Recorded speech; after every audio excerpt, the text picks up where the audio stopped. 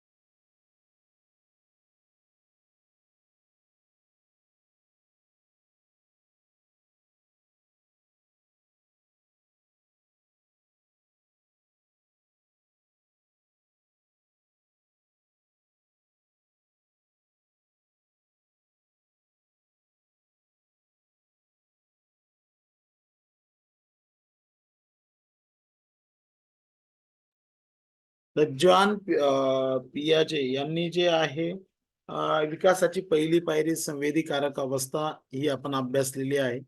या पायरीमध्ये अवस्थेमध्ये असताना बालक त्याच्या सभोवतालचे जग पंचेंद्रिय कारक हालचाली याद्वारे जाणून घेते. याच अवस्थेमध्ये वस्तुस्थिती न बदलणं ऑब्जेक्ट परमनन्स ही संकल्पना तयार होते. संवेदी कारक अवस्था 0 म्हणजे जन्मापासून तर 2 वर्षापर्यंत असते. तर हे आपल्याला ऑलरेडी याच्याबद्दल माहिती आहे. त्यानंतर पुढे महत्वाचं आहे बोधात्मक विकासात समाविष्ट मानसिक प्रक्रिया mental process involve in cognition. तर त्याच्यामध्ये आहे पहिला आहे विचारशक्ती. तर बोधात्मक विकासामध्ये विचारशक्ती महत्वाची ठरते. याच्यामध्ये साधारणपणे आता एक त्यांनी एक कृती दिलेली आहे, ती काय आपल्याला ती वाचायची नाहीये. आपल्याला फक्त समजून घ्यायचं आहे. याच्यामध्ये सगळ्यात महत्त्वाचा मुद्दा जो आहे, तो आपल्याला समजून घ्यायचा आहे. तो म्हणजे भाषा, प्रतिमा, आवाज, गंध, स्मृती, संकल्पना, कल्पना, चिन्ह, खुणा यांचा वापर रचना करून माहिती हाताळून विचार करता करताय, हो ना? तर सभोवतालच्या परिसरातून मिळणारी माहिती आणि स्मृतीमध्ये जतन झालेली चिन्ह म्हणजे आपण जी काही माहिती मिळवतो आणि जी काही चिन्ह तयार होतात आपल्या मेमरीज मध्ये, त्यांची मानसिक पुनर्रचना आणि माहितीची हाताळणी हे विचार प्रक्रियेतील घटक आपल्याला मानावे लागतील. तर ती एक ज्याला म्हणतोय ते एक कन्स्ट्रक्शन तिथे तयार होतं आणि त्या माहितीची हाताळणी हे दोन घटक विचार प्रक्रियेमध्ये महत्वाचे ठरतात. विचार प्रक्रिया ही सजग प्रक्रिया आहे. त्यासाठी आपण मानसिक प्रतिमा व चिन्ह यांचा वापर करतो. जसं विचारशक्ती बोधात्मक विकासामध्ये महत्वाची आहे, त्याच पद्धतीने विमर्शन, समस्या सोडवणं, रिझनिंग, प्रॉब्लेम सॉल्व्हिंग. तर एखादी समस्या सोडवण्यासाठी, निष्कर्ष काढण्यासाठी विमर्शन एक मानसिक प्रक्रिया आहे. विमर्शन यामध्ये कारण आणि परिणाम यातील संबंधांचे विश्लेषण करण्याची क्षमता यांच्यामध्ये साधारणपणे इथे समावेश होतो. आता सुरुवातीला बालक काय करतात, प्रयत्न प्रमाद पद्धतीने ट्रायल अँड सुरुवातीला बालक काय करतं बघा, ट्रायल अँड एरर मेथड ज्याला प्रयत्न प्रमाद पद्धती म्हणतात, त्या प्रयत्न प्रमाद पद्धतीने ते समस्या सोडवण्याचं काय करत असतात, प्रयत्न करत असतात.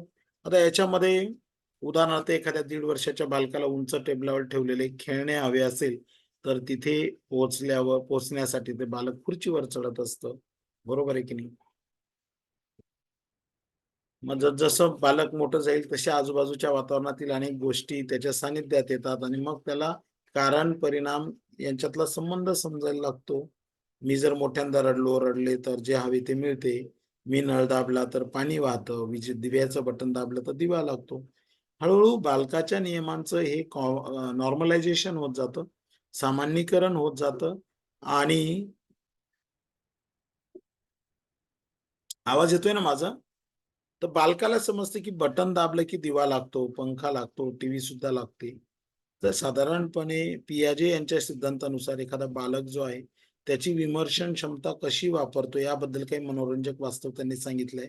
तर याच विमर्शन क्षमतेला बोधात्मक विकासाचा आधार असतो. त्याबद्दल आपण बघूया. तर त्याच्यामध्ये पहिला जो मुद्दा आपण पाहिला विचारशक्ती, दुसरा मुद्दा पाहिला विमर्शन, तिसरा आहे परसेप्शन, संवेदन काय असतं. तर लक्षात ठेवायचं आहे परसेप्शन हा ज्ञानाचा प्राथमिक सोर्स आहे. हे वाक्य महत्वाचं आहे, की ज्ञानाचा प्राथमिक सोर्स कोणता? तर तो आहे संवेदन. आता अ, आपल्या सभोवतालचे जग आपण पंचेंद्रियांद्वारे जाणून घेतो. पंचेंद्रिय सातत्याने माहिती गोळा करण्याचे काम करतात. आपल्याला मिळालेल्या माहिती स्वरूपातील इंद्रिय उद्दीपनातून आपण अर्थपूर्ण माहिती लक्षात येतो. उदाहरणार्थ, मी तपकिरी रंगाचे फळ पाहिले, मग मला तो चिकू वाटला. मी काहीतरी गोड खाल्ले, तर ती चिकी वाटली.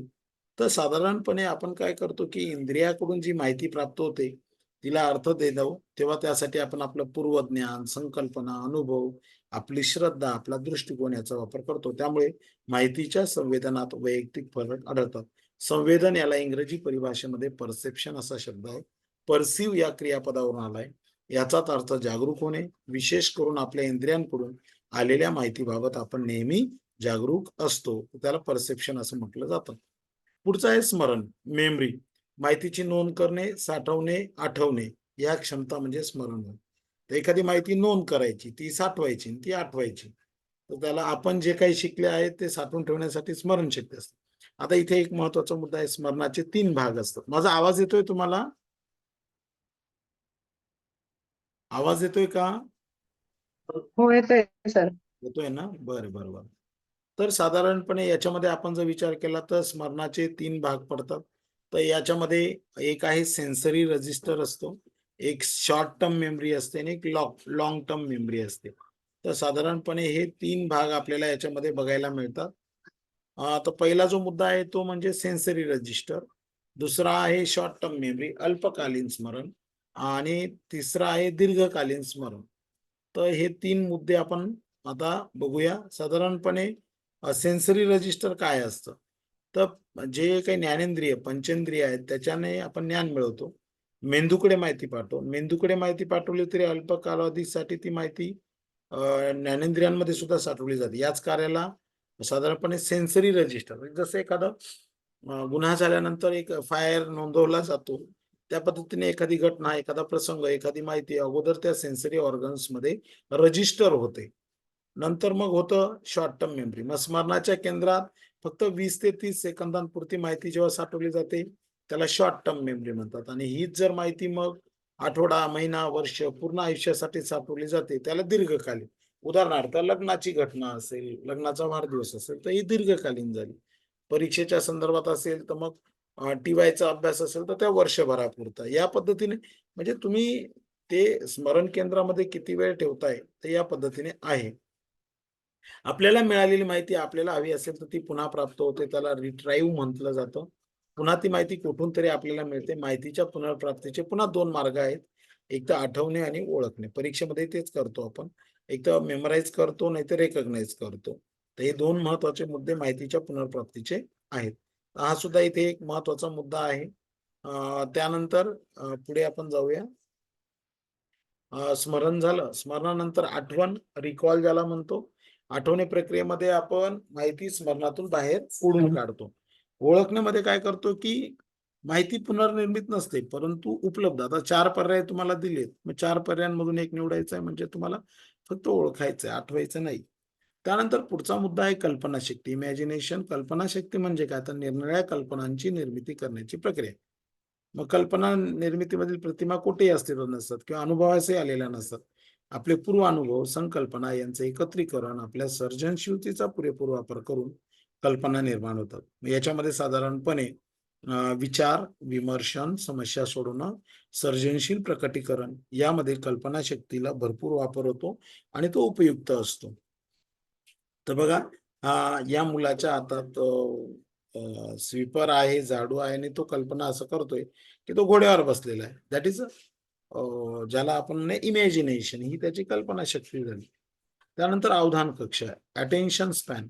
आपल्यावर वेगवेगळ्या उद्दीपकांचा सातत्याने मारा होत असतो. अर्थात ते उद्दीपक आपल्याला पंचेंद्रियांना चालना देत असतात. आपल्याला ऐकू येणारा आवाज, दिसणाऱ्या हालचाली, येणारा गंध, बदलणारे तापमान या प्रत्येक गोष्टीची आपण दखल घेऊ लागतो. तर सभोवतालचे जग जाणून घेणं मुश्किल होईल. तर साधारणपणे हे जे मोटिवेटर्स असतात किंवा जे उद्दीपक असतात, तर हे आपल्याला प्रत्येक गोष्टीची जाणीव करून देतात. आता प्रत्येक गोष्टीचं तुम्ही गंध, नॉलेज सगळं सगळं काही करायला लागलात, तर तुम्हाला काय होईल? अडचणी निर्माण होतील, की एवढी मेमरी तुम्हाला स्टोअर करावी लागेल. सभोवतालचं जग जाणून घेणं मुश्किल होईल. तर ज्या कार्याची बालकाची क्षमता असते, ज्या कार्यात बालकाला इंटरेस्ट असतो, ज्या कार्यात बालकाला इंटरेस्ट असतो, जिथे अशा कार्यांना बालके दीर्घ कालावधीसाठी अवधान कक्षा दर्शवतात. योग्य प्रमाणात अवधान कक्षा असणे हा वर्गातील अध्ययनासाठी आवश्यक. हा प्रश्न परीक्षेला येऊ शकतो, की साधारणपणे आपण जर विचार केला, की अवधान कक्षा योग्य प्रमाणात असणं हे वर्गातील अध्ययनासाठी आवश्यक महत्वाचा पैलू आहे. त्यामुळे निवडक उद्दीपकांकडे लक्ष केंद्रित करून इतर उद्दीपकांकडे दुर्लक्ष करून आपल्याला नक्की कशा प्रकारे संवेदन हवे आहे, तर नेमकेपणाने तेवढेच घेणे. अवधान म्हणजे कोणत्याही प्रकारे लक्ष विचलित होऊ न देता, थकवा न येता एखाद्या गोष्टीवर ठराविक कालावधीसाठी लक्ष केंद्रित करणं. कोणत्याही कार्यावर ठराविक वेळ लक्ष केंद्रित करणं म्हणजे अवधान. ही झाली आपली व्याख्या अवधानाची. बरेच जण प्रश्न विचारतात, की अवधान म्हणजे काय? तर अवधान म्हणजे काय? तर कोणत्याही कार्यावर ठराविक वेळ लक्ष केंद्रित करणे म्हणजे अवधान होय. खूप लहान बालके अत्यंत अल्प कालावधीसाठी लक्ष केंद्रित करू शकतात, लगेच विचलित होतात. सर्वसामान्यपणे बालकाच्या प्रत्येक वयानुसार त्याची अवधान कक्षा 3 ते 5 मिनिटं असते. म्हणून 2 वर्ष वयाच्या बालकाला प्रत्येक कार्यावर किमान 6 मिनिटे अवधान देता आलं पाहिजे. बालशाळेमध्ये प्रवेश घेणाऱ्या बालकाला 15 मिनिटे लक्ष केंद्रित करता आले पाहिजे. हे इथे वाक्य महत्वाचे आहे.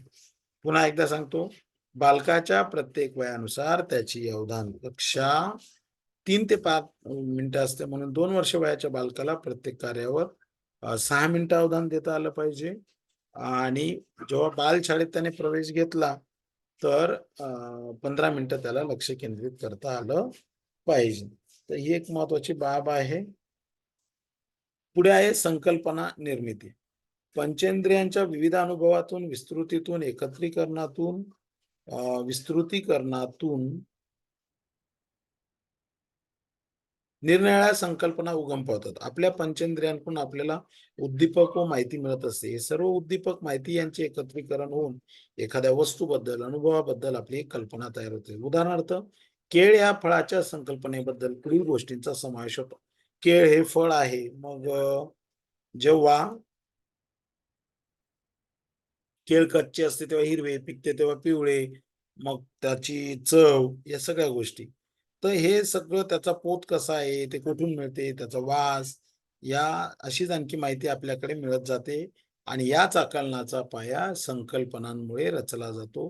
पंचेंद्रियांना उद्दीपन, कारक हालचालींद्वारे हाताळणे, वाचन, अध्ययन, प्रसारमाध्यम हे सर्व संकल्पनांचे स्रोत आहे. म्हणजे केळीच्या बाबतीत नाही तर प्रत्येक थिंगच्या बाबतीत, प्रत्येक गोष्टीच्या बाबतीत हे घडत असतं. त्यामुळे परीक्षेला प्रश्न जर आला तर आकलनाचा पाया कोणता, तर आकलनाचा पाया संकल्पनांमुळे रचला जातो. ओके. आता निर्णय घेणं, डिसिजन मेकिंग. निर्णय घेणे ही अत्यंत महत्वाची मानसिक प्रक्रिया आहे आणि एक लाईफ स्किल आहे, जीवन कौशल्य. निर्णय घेणे या प्रक्रियेचे मूल्य, प्राधान्यक्रम, श्रद्धा यांच्या आधाराने व्यक्तीने पर्याय शोधणे, निवडणे याच्याशी निर्धारित आहे. आता यामध्ये हे सगळे मुद्दे आपण पाहिलेले आहेत. हे मुद्दे याच्या अंतर्गत येतात. तर कोणत्या मुद्द्याच्या अंतर्गत आले, हे सगळे मुद्दे आपण पाहिले, की बोधात्मक विकासामध्ये कोणकोणत्या मानसिक प्रक्रियांचा समावेश होतो. असा जर प्रश्न आला तर साधारणपणे आपण जर यामध्ये विचार केला तर बोधात्मक विकासामध्ये विचारशक्ती, त्यानंतर आपण मुद्दा पाहिला विमर्शन आणि समस्या सोडवणं, नंतरचा मुद्दा पाहिला संवेदन, नंतर पाहिलं स्मरण, कल्पनाशक्ती, आणि शेवटी पाहिलं अवधान कक्षा आणि संकल्पना निर्मिती, निर्णय घेणे. हे जे वेगवेगळे मुद्दे आहेत, या सगळ्यांचा समावेश याच्यामध्ये होतो. तर शालापूर्व अवस्थेतील बोधात्मक विकास, पियाजे यांनी बोधात्मक विकासाची दुसरी पायरी सांगितली. बोध यामध्ये समाविष्ट सर्व मानसिक प्रक्रियांमधील सातत्यपूर्ण बदल म्हणजे बोधात्मक विकासाची सावकाश गतीने घडणारी प्रक्रिया आहे. ओके. आता पियाजे हा स्विसचा होता, म्हणजे स्वित्झर्लंडचा होता. तर बोधात्मक विकासाचा सिद्धांत त्याने 1936 मध्ये मांडलेला आहे. या सिद्धांतानुसार त्याने स्पष्ट केले की बालक त्याच्या सभोवतालच्या जगाचे मानसिक नमुना चित्र कसं तयार करतं. ज्ञान मिळवण्यासाठी वातावरणातील क्रियाशील आंतरक्रिया बालकांद्वारे केली जाते. बोधात्मक विकासाच्या 4 पायऱ्या पियाजे यांनी दिलेल्या आहेत, ज्यामध्ये विकासाची पायरी 2 वर्ष ते 6 वर्ष या वयोगटामध्ये असते. एक मनोरंजक तथ्य लक्षात ठेवायचं आहे. पियाजे यांनी स्वतःच्या 3 मुलांच्या बौद्धिक विकासाचा अभ्यास केलाय. स्वतःच्या मुलांवर त्यांनी प्रयोग केला. बालके बुद्धिमत्ता आणि औपचारिक विचारांचा विकास होताना वेगळ्या पायऱ्यांमधून पुढे जातात, हा सिद्धांत त्यांनी मांडलाय. आता साधारणपणे याला संक्रियापूर्ण अवस्था, प्री ऑपरेशनल स्टेज असं म्हणतात. फार महत्वाचा मुद्दा आहे.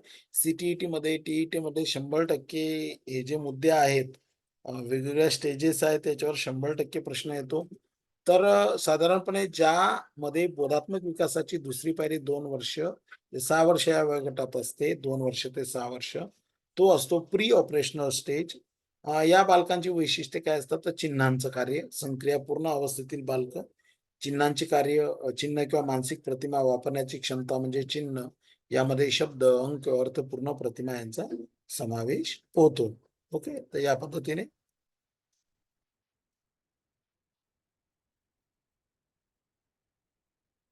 नंतर चिन्ह प्रतिभांबरोबर खेळणं, भाषा याद्वारे दर्शवतात.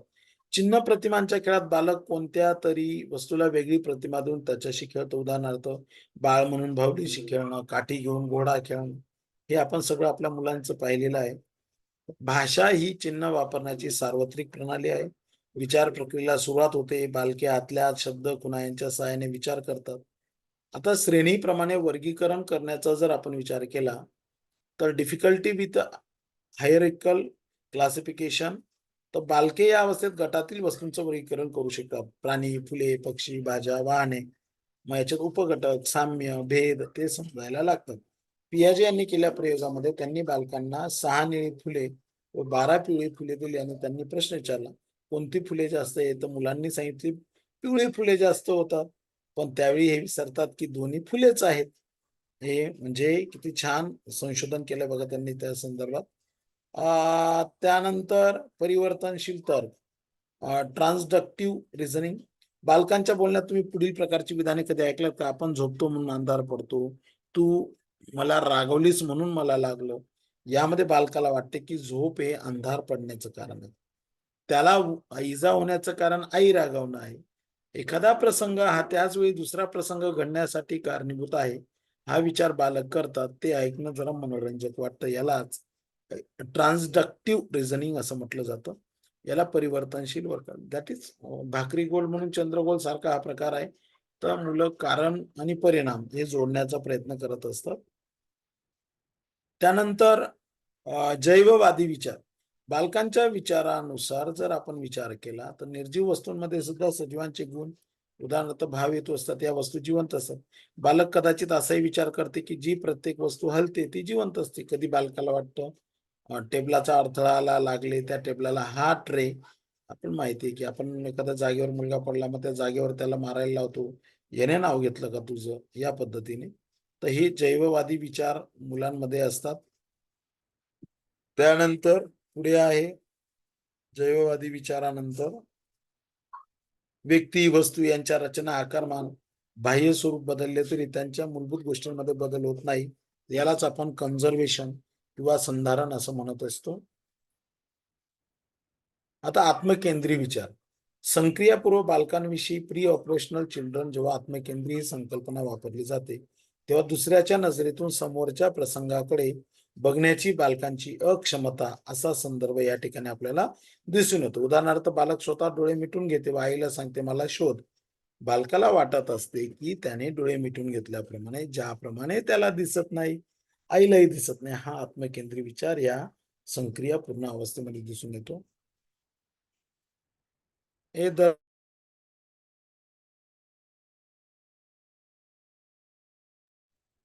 संधारण. आता कन्झर्वेशन म्हणजे काय?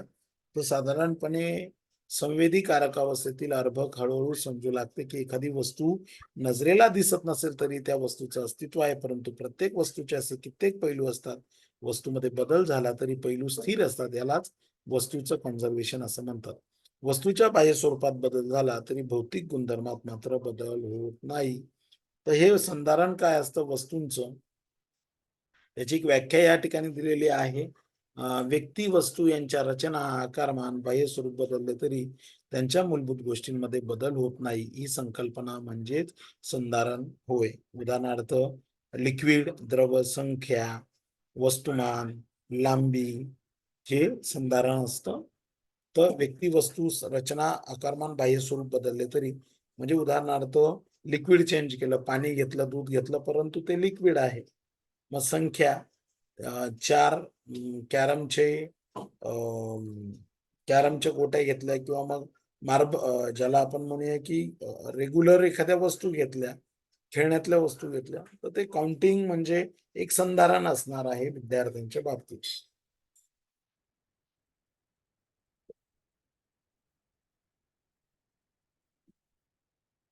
आता याच्यातही कॉन्झर्वेशन ऑफ क्वांटिटी असते. बालकाला एकाच आकारमानाचे 2 मातीचे चेंडू दाखवले. बालकाला विचारले की दोन्ही चेंडूंमध्ये एकाच प्रमाणात माती असेल का? बालकाचेही उत्तर यामध्ये आपल्याला असं लक्षात येतं की बालकाचंही उत्तर यामध्ये होकारार्थी येतं. त्यातला एक चेंडू चपटा केला, पुन्हा तोच प्रश्न जर बालकाला विचारला तर बालक काय करतं, संक्रिया पूर्ण बोधात्मक अवस्थेत असतं. मग ते बालक चपट्या चेंडूमध्ये माती जास्त आहे असं उत्तर देईल, कारण तो गोळा पसरला गेल्यामुळे मोठा दिसतो. मात्र 7 वर्ष वयाचा पुढचा मुलगा असेल तर तो सांगेल नाही नाही दोन्ही गोळे सारखेच आहेत. सो जेव्हा 2 वस्तूंच्या आकारात किंवा दिसण्यात फरक केला तरी प्रमाण तेच राहते, तेव्हाच बालक बरोबर उत्तर देऊ शकते. त्यालाच प्रमाणाचं संधारण हे संक्रिया पूर्ण अवस्थेमध्ये नाहीये, ते पुढच्या वयामध्ये 7व्या वर्ष वयोगटामध्ये दिसून येते. त्यानंतर द्रव पदार्थांचं संधारण. एकसारख्या भांड्यातच बालकाला द्रव पदार्थ दाखवले. बालकालाही पटले की दोन्हीमध्ये समान प्रमाणात द्रव आहे. नंतर त्यांच्या समोर एका भांड्यातील द्रव उंच व अरुंद असणाऱ्या भांड्यात ओतला. आता काय झालंय की द्रवाची पातळी वाढली. बालकाला विचारलं तर कशात पाणी जास्त आहे? पाणी दोन्ही ठिकाणी सारखं आहे, पण भांड चेंज केलंय आपण. एक उथळ भांडण घेतलंय आणि एक खोलगट. म्हणजे यात काय झालं? तर बालक उत्तर देईल उंच आणि निमुळत्या भांड्यामध्ये पाणी जास्त. तर जेव्हा बालकाला आकलन होईल कोणत्याही आकाराच्या भांड्यात पाणी भरले तरी त्याचे प्रमाण तेवढे आहे, तेव्हाच त्याला द्रव पदार्थाचे संधारण त्याला लक्षात येतं. संक्रियापूर्ण अवस्थेतील बालकांच्या मात्र हे लक्षात येत नाही. 6 वर्ष वयोगटातल्या अगोदरच्या मुलांना हे द्रव पदार्थाचं संधारण याला म्हटलं जातं. त्यानंतर पुढे महत्वाचा मुद्दा आहे संख्येचे संधारण. जसं प्रमाणाचं संधारण, conservation of quantity, conservation of liquid, conservation of numbers. बालकाला समान गोट्यांचे 2 संच दाखवले. त्यांची एकाच पद्धतीने ओळीत रचना करून मांडणी केली. बालकाच्या समोरच एका संचातील गोट्या थोड्या जास्त अंतरावर मांडून दुसऱ्या ओळीत बदल. त्यामुळे त्या संचाची ओळ थोडी लांब दिसायला लागली. बालकाला प्रश्न विचारला, का रे कोणत्या संचामध्ये गोट्या जास्त आहेत? तर तिथे यावर बालकाचं उत्तर आहे की लांब अंतरावर मांडल्या संचात जास्त संख्येने गोट्या आहेत. कारण संक्रियापूर्ण अवस्थेतील बालकाला अंकांचं संख्येचं कन्झर्वेशन झालेलं नसतं. त्यांना वजनाचं जागेचं सुद्धा संधारण नसतं, म्हणून त्यांना अडचण येते. त्यांच्या विचारांना मर्यादा असतात का? तर याची वैशिष्ट्ये काय आहेत? म्हणजे जे 3 ते 6 वर्ष वयोगटातील आहेत त्यांना यांच्या विचारांना मर्यादा असतात. याची वैशिष्ट्ये उदाहरणार्थ संवेदना आधारित आकलन, परसेप्शन बाउंड अंडरस्टँडिंग. बालकाच्या दृष्टीला होणाऱ्या संवेदनाने वस्तूच्या बाह्यरूपाकडे बघणे प्रभावित असते. मातीचा चेंडू चपटा केल्याने तो पसरला म्हणून त्यामध्ये माती जास्त किंवा द्रव उंच ग्लासमध्ये भरल्याने पाण्याची पातळी बदलली म्हणून त्यातील पाणी जास्त, ही उत्तरं आपल्याला मिळालेली आहेत संवेदना आधारित आकलन. सेंट्रेशन केंद्रीकरण. शालापूर्व बालक एका वेळी एकाच वैशिष्ट्यावर लक्ष केंद्रित करू शकते. एका वेळी अनेक वैशिष्ट्यांचं एकत्रीकरण करून वस्तूकडे बघणे त्यांना जमत नाही. म्हणजे एका वेळी ग्लास ठेवलाय ग्लासकडे, तेलाची बॉटल ठेवली त्याच्याकडे. तर 2 भांड्यातील द्रव पदार्थाच्या प्रयोगामध्ये 2 महत्वाचे घटक असतात. एक म्हणजे द्रवाची पातळी, दुसरी म्हणजे भांड्याची रुंदी. त्यामुळे भांड्यात अर्थात द्रवाची पातळी जास्त दिसते. जर त्याच प्रमाणातला द्रव पसरत भांड्यात ओतला तर द्रवाची पातळी खाली जाईल. ही वैशिष्ट्ये शालापूर्व बालकाच्या लक्षात येत नाही. त्यामुळे बालक फक्त द्रवाची पातळी या वैशिष्ट्याकडे लक्ष देतो. म्हणजे हा जो मुद्दा आहे, हे जे मुद्दे आहेत की विचारांना मर्यादा असतात का?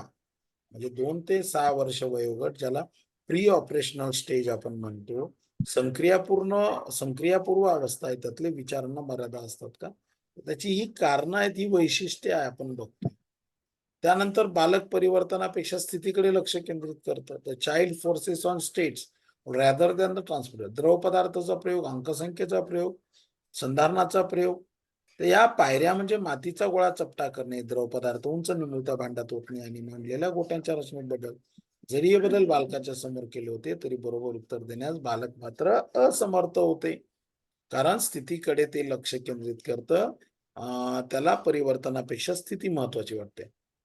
तर संक्रियापूर्ण अवस्थेतील बालक एखाद्या प्रक्रियेच्या पहिल्या व शेवटच्या पायरीवर लक्ष केंद्रित करतात आणि होणारे मधले परिवर्तन लक्षात घेत नाही. म्हणजे एखादा जिना चढायचा आहे तर पहिली पायरी शेवटची पायरी, मधल्याचा काही संबंध नाही. हा जो प्रकार असतो हा 2 ते 6 वयोगटातील मुलांमध्ये आपल्याला दिसून येतो. त्यानंतर आहे इरिव्हर्सिबिलिटी ऑफ थॉट, अपरिवर्तनीय विचार. एखाद्या समस्येमध्ये ज्या छोट्या छोट्या पायऱ्यांचा विचार करून मग परत सुरुवातीच्या पायरीकडे जायचे असते त्या बाबतीत अक्षमता म्हणजे अपरिवर्तनीय विचार. उदाहरणार्थ जर मोठ्या बालकांसमोर ही समस्या ठेवली जी प्रयोग म्हणून लहान बालकांसमोर ठेवली होती तर मोठ्या बालकांच्या विचाराच्या पायऱ्या आपल्याला दिसून येतात. आता याच्यामध्ये साधारणपणे दोन्ही ओळ्यातील गोट्यांची संख्या सारखीच आहे. दुसऱ्या ओळीतील गोट्या थोड्या लांब लांब अंतरावर मांडल्या आहेत म्हणून ओळ लांब दिसते. जर या गोट्या मी परत जवळ आणल्या तर पुन्हा पहिल्यासारख्या दिसेल. तर विचार प्रक्रियेतील ही शेवटची पायरी म्हणजे परिवर्तनीय विचार होय.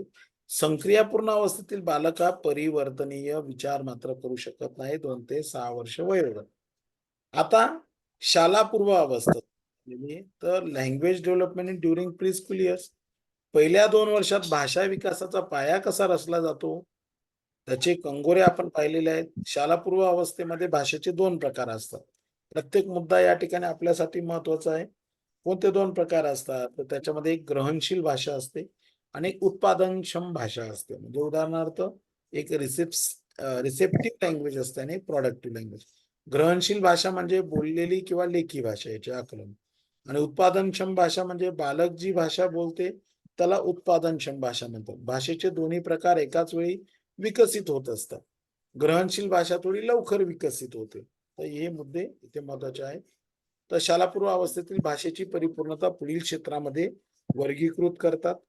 4 गोष्टी आहेत. भाषा विकास कसा होतो बालकाचा? पहिला आहे व्होकॅब्युलरी, प्रोनाउन्सिएशन, फॉर्मेशन आणि कम्प्रेन्शन.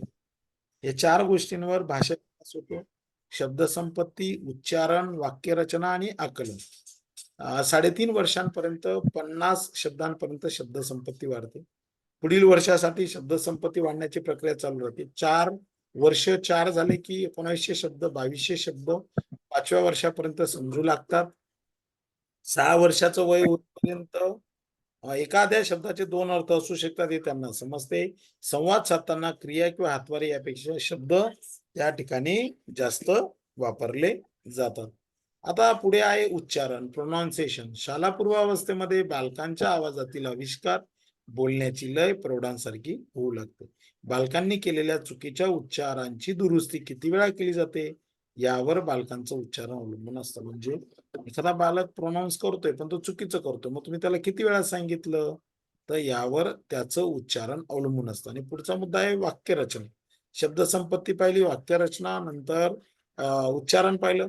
बालके गुंतागुंतीची वाक्यरचना करायला सुरुवात करतात. त्यामध्ये कसे, केव्हा, कोण्या, उपशब्दांचा वापर करतात. संयुक्त वाक्यरचना करू शकतात. मोठी वाक्यरचना त्यांना करता येते. वेगवेगळ्या वयाच्या स्रोतांना ऐकता येईल अशा पद्धतीने स्वतःचे बोलणे ते जुळवून घेतात. असे आढळले आहे की शाळापूर्व बालके जेव्हा बालांशी बोलतात तेव्हा खूप सोपी भाषा वापरतात, बरोबर. परंतु जेव्हा प्रौढ व्यक्तींशी बोलतात तेव्हा मोठी वाक्य वापरतात.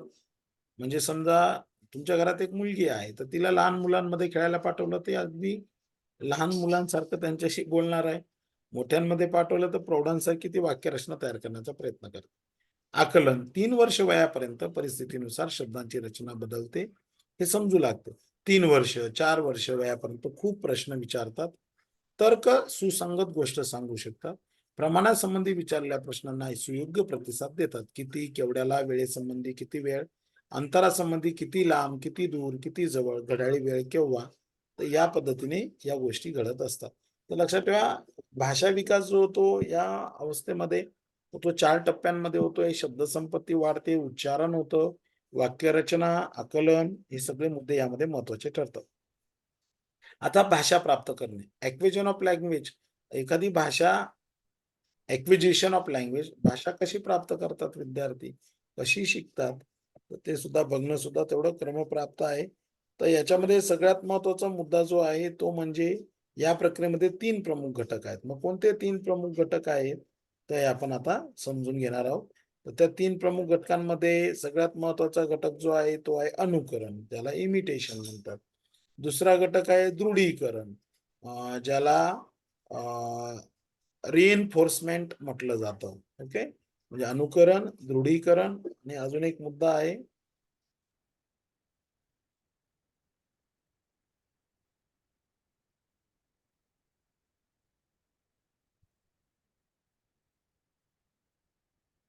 इनेट लँग्वेज स्ट्रक्चर. हे बघा, अनुकरण, दृढीकरण आणि जन्मजात असणारी भाषेची संरचना, इनेट लँग्वेज स्ट्रक्चर. मग अनुकरण कसं करताय, दृढीकरण कसं करताय आणि जन्मजात त्यांची कन्स्ट्रक्टिव्ह किंवा लँग्वेज स्ट्रक्चर कसं आहे. आता अनुकरण काय असतं, भाषा विकास जो होतो मुलांचा, तर याच्यामध्ये अनुकरणाचा वाटा खूप मोठा असतो. बालकांनी ऐकलेले, शिकलेले बरोबर शब्द बालक अनुकरण करून त्याचा बरोबर उच्चार करून शब्द संपत्तीमध्ये वाढ करतात. बालकांचा पहिला शब्द अर्थात श्रवण आणि अनुकरण यातूनच प्राप्त होतो.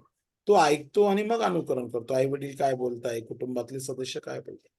नंतर दृढीकरण हे अध्ययनाचे अत्यंत सशक्त साधन आहे.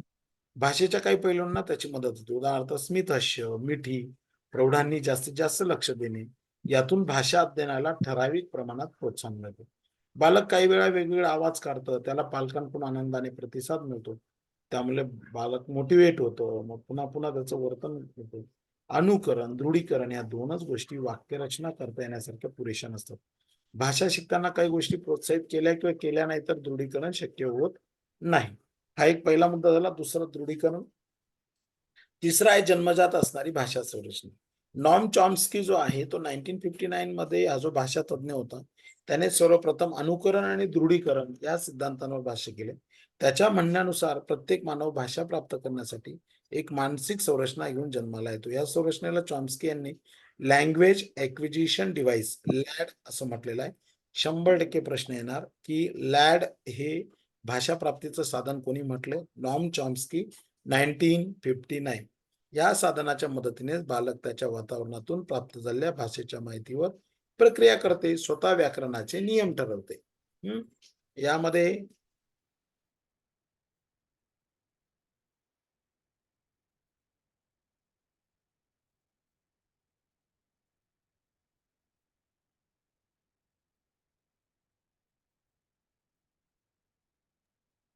या साधनाच्या मदतीने बालक त्याच्या वातावरणातून प्राप्त झालेल्या भाषेच्या माहितीवर प्रक्रिया करते, स्वतःच्या व्याकरणाचे नियम ठरवते. बालक लोकांना बोलताना ऐकते, गोष्ट ऐकते, रेडिओ, टीव्ही या सर्व भाषेचा अंतर्भाव करणारे घटक आहेत. यातून निवडक गोष्टींवर भाषा प्राप्तीच्या साधनांद्वारे प्रक्रिया होते. बालक भाषेचे व व्याकरणाचे स्वतःचे नियम बनवत असते. तर यामध्ये नॉम चॉम्स्की यांनी लॅड संदर्भात सांगितलेलं आहे, लँग्वेज ॲक्विजिशन डिव्हाइस. नंतर याचे महत्व काय आहे ते आपण एकदा समजून घेऊया. नंतर मग आपण उद्या लेक्चर घेऊया.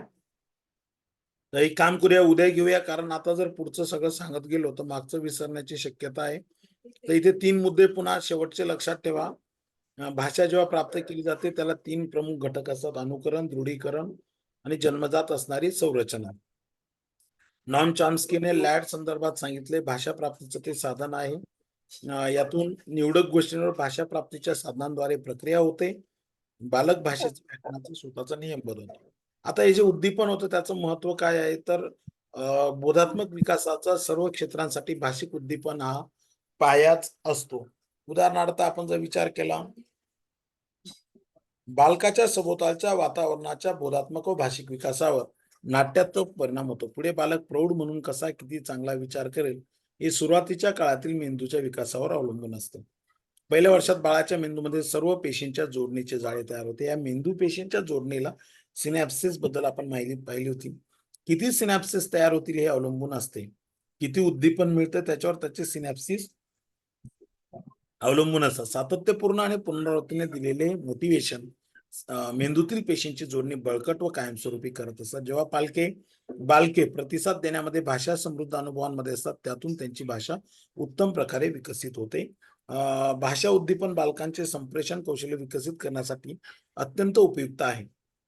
जर मुलांचं तुम्हाला वाटतंय की त्यांच्या भाषेला प्रोत्साहित करायचंय, त्यांच्याशी बोलावं, चुकीचं वाक्य त्यांना बरोबर बोलायला लावावं, आजूबाजूच्या गोष्टींची नावे, माहिती, त्यांना गोष्टी सांगाव्यात, गाणी म्हणाव्यात, गोष्टी वाचून दाखवाव्यात, चालू असलेल्या कृतीबद्दल गप्पा माराव्यात, वातावरणातील, परिसरातील गोष्टींबद्दल बोलावं, वेगळ्या ठिकाणी भेटीसाठी, सहलीसाठी न्यावं, नाट्यात्मक खेळासाठी संधी द्याव्यात, समवयस्कांबरोबर खेळण्याची, आंतरक्रियेची, इंटरॅक्शनची संधी द्यावी, चित्रपट करावी, त्यांनी पाहिलेल्या, ऐकलेल्या, चित्र काढलेल्या गोष्टींचे वर्णन करावे, त्यांचे भाव प्रकट करण्याची परवानगी द्यावी, सर्जनशील नाट्यकृती करावी. हे सगळं जर झालं तर खऱ्या अर्थाने त्या बालकांचा बोधात्मक विकास व्हायला वेळ लागणार नाही. आजच्या लेक्चरमध्ये जे काय आपण पाहिलं, तर मानसिक प्रक्रियेमध्ये काय काय आहे, संकल्पना निर्मिती, संवेदन, विचारशक्ती, संवेदन पहिले तयार होतं, मग विचारशक्ती होते, विमर्शन होतं, स्मरण, मग निर्णय घेतले जातात, मग कल्पना शक्ती डेव्हलप होते, नंतर अवधान कक्षा डेव्हलप होते, मग संकल्पना निर्मिती होते, आपण पाहिलेलं आहे. नंतर क्रियापूर्ण विचार शक्तीच्या वैशिष्ट्ये आपण पाहिलं, चिन्ह कार्य, श्रेणी प्रदान, वर्गीकरण, जैववादी विचार, आत्मकेंद्रीय विचार, परिवर्तनशील तर्क, संधारणाचे प्रकार पाहिले. संक्रियापूर्ण विचारांच्या मर्यादा आपण पाहिल्या, संवेदनाधारित आकलन, केंद्रीकरण, परिवर्तनापेक्षा स्थितीकडे लक्ष जास्त, अपरिवर्तनीय विचार, हे सगळे मुद्दे आपण अभ्यासलेले आहेत. भाषा विकासाच्या पायऱ्या कोणत्या आहेत? तर शब्दसंग्रह पहिल्यांदा होतं, मग उच्चारण होतं, वाक्यरचना होते, मग आकलन होतं. भाषा प्राप्ती कशी होते? तर अनुकरण, दृढीकरण आणि जन्मजात भाषा संरचना, त्यामध्ये लॅड लक्षात ठेवायचं आहे. जैववादी विचार, निर्जीव वस्तूंमध्येही सजीवता असते, अटेन्शन म्हणजे काय, हे सगळे मुद्दे आपण या ठिकाणी पाहिलेले आहेत. या पद्धतीने आता भावनिक विकास आणि सामाजिक विकास, शिस्त, हे प्रकरण आपण उद्याला बघूया. तुम्ही मोठ्या संख्येने जॉईन झालात. सो धन्यवाद. गुड नाईट, शुभरात्री. थँक्यू.